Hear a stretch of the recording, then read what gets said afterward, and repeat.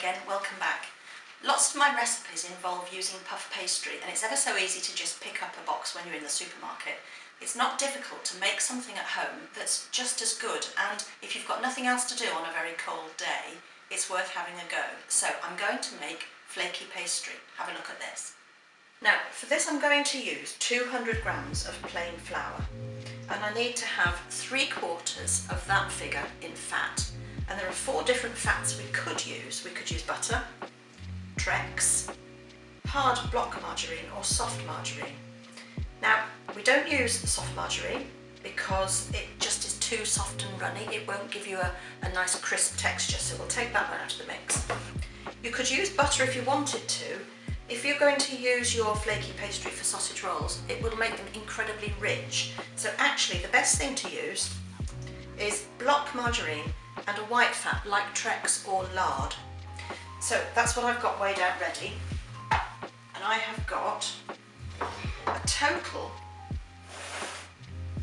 of 150 grams of fat. So I've got 75 of block marg and 75 of Trex. 150, that's 3/4 of the 200 of flour. Okay, with me so far. Now you need a pinch of salt, and then you just have to divide your fats into 4.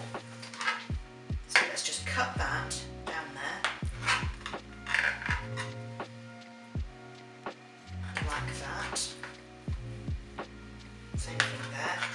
The Trex is more difficult because it's quite crumbly, so we'll kind of estimate quarters. So I've got 1, 2, 3, 4 lots of Trex. Now we're going to rub one of those quarters of each fat into our flour. So I'm going to take that one and put that in the flour, and that one and put that in.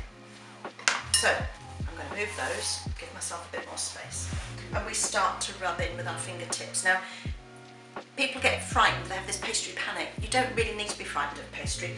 People say you've got to have very cold hands. We haven't all got cold hands, so you just do it with whatever hands you've got, and you coat the fat and then you break it up and drop it back in. So you haven't got great big bits to deal with.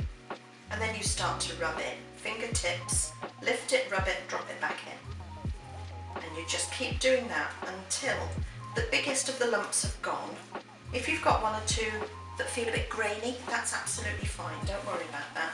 Turn the bowl so that you're rubbing in different places, you're not always rubbing in the same place. And you just do this until all the big bits have gone. And you can check if they've gone. Look, my palms are clean, how clever is that?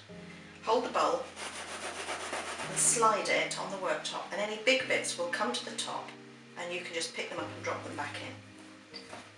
Right, so that's done. I'm going to stop at that. Now I have to add some cold water to this to make a dough, and I have to add probably 7 tablespoons. It depends on what make of flour you buy as to how much water you're going to need. So if we start with 6, I'll put 6 in.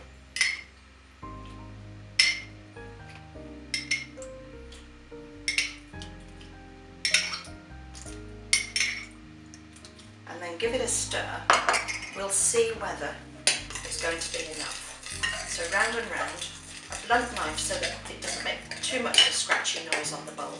And you're looking for it to start to create raggedy kind of lumps in the middle without too much flour loose around the edges. And I've still got rather a lot of loose flour there, so I'm going to put 1 more in.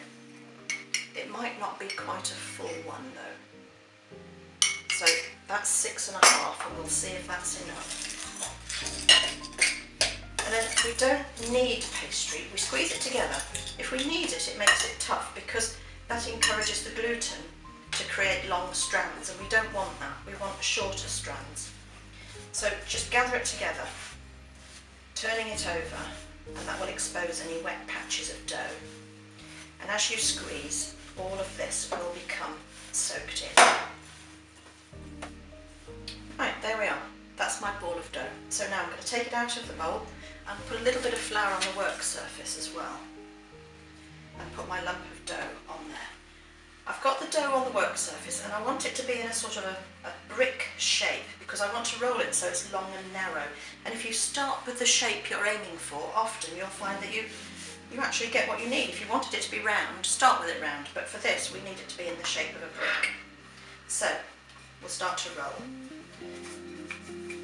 And you're aiming to get it nearly as long as your rolling pin.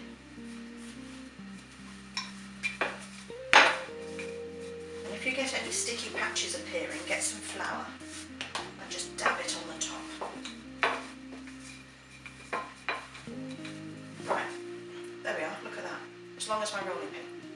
At this stage we have to sort of imagine it divided into thirds, and if you find that difficult you can just make a little mark with your knife, there and there. And what we do is to take one of our portions of the white fat and we dot it on in blobs on the top 2/3. We will leave that bottom one empty. So just share it out. There we are. Like that. I might move that one down a bit actually. And then we do the same with one of the quarters of margarine. So that goes in the spaces. We want the pieces to be quite small, sort of a bit bigger than a peanut, hazelnut size maybe. And you're just putting these on the top 2/3. The distribution doesn't matter. It doesn't matter if you've got all white fat on one side and all yellow on the other. So that's that, and the bottom third is left clear. So what we do is fold that up to that other mark, and then we fold this one down over the top, and then we turn it a 1/4 turn, like that. We seal the edges next with our rolling pins. We press down quite hard. We don't want all the fat to come out. And I've got a little bit of margarine there that's showing, so I'm going to put some flour on that. And then we press down to squash the lumps. And when it's flat enough, we can start to roll again. And again, we try and get it as long as our rolling pin. Now, if you've done a really nice job, you might actually find that there are little air bubbles in there. And of course, air is a raising agent, so that will help to make your pastry nice and light. Check it's not stuck to the worktop. Keep going until it's about the same as your rolling pin. There we are. Now same again. Top third, second third. Deal with the Trex first, or lard, whichever you've chosen to use. And then go to the margarine and do the same with the margarine again.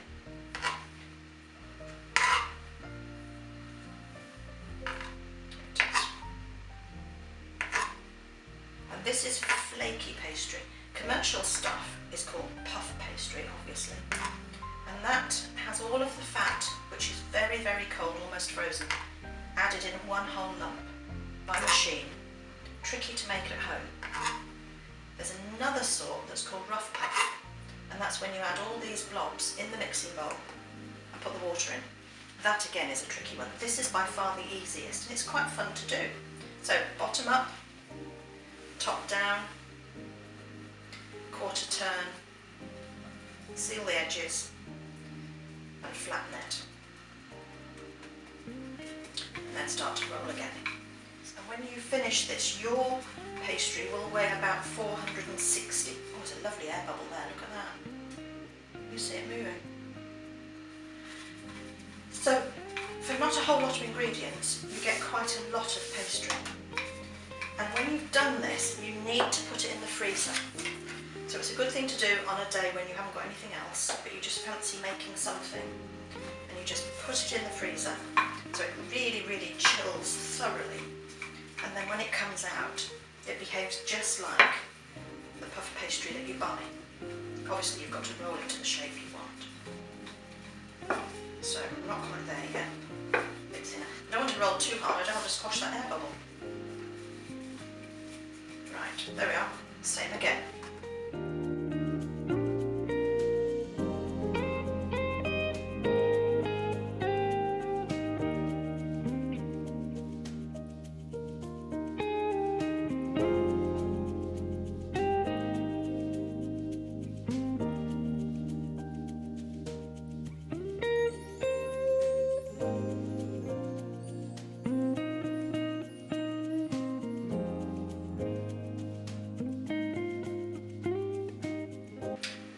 are. Now we've got no more fat left. So all we do now is fold it back up, bottom up, top down.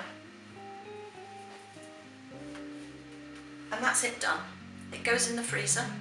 Label it, won't you? And it's ready for whenever you want to use it. Thaw it in the fridge, and you can use it for any of our recipes. The pesto puffs, the sausage plat, the jalousie, you name it, wherever it says puff pastry, strawberry tarts. This is what you can use. So here's our flaky pastry, bagged and labelled, ready to go in the freezer. It wasn't that bad, was it really? Pastry panic ought not to be a thing. Have a go, see how you get on, and I think you'll be really impressed with your results. Bye for now.